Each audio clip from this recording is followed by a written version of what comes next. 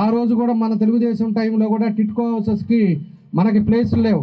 16,000 ఇల్లు శాంక్షన్ చేసాం. పేదవాళ్ళు అనేది ఉండకూడదని చెప్పి ఆ రోజు ప్రతి డివిజన్లో కూడా బాడుగులకు ఇల్లు ఎక్కువ కడుతున్నారని చెప్పి సొంత ఇల్లు కట్టిద్దామని చెప్పేసి ఆ రోజు 16,000 ఇల్లు మనకి ఎక్కడా లేకపోయినా కూడా రాష్ట్రంలో మనకు 4-5 చోట్ల నియోజకవర్గాల్లో ఉంటే మనది ఒక నియోజకవర్గంలో ఆ రోజు శాంక్షన్ చేయించాను.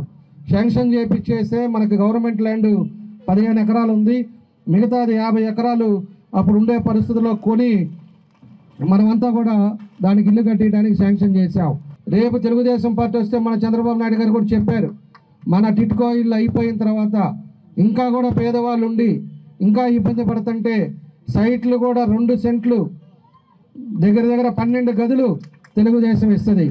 తెలుగుదేశం ఖచ్చితంగా 2 సెంట్లు ఇచ్చి వాళ్ళకి టిట్కో మన హౌస్ కూడా కట్టించే బాధ్యత కూడా తెలుగుదేశం తీసుకుంటుందని చెప్పి కూడా మేము తెలియజేస్తున్నాం.